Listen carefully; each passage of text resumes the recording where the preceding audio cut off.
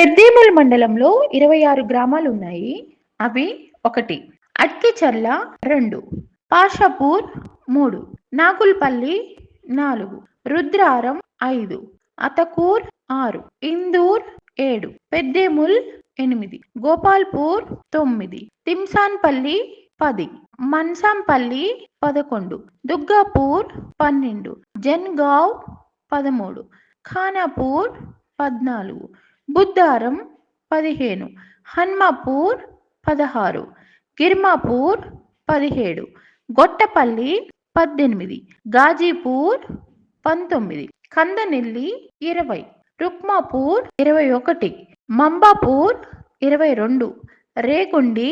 23, Kondapur 24, మదనంతపూర్ 25, తట్టపల్లి 26, Marpalli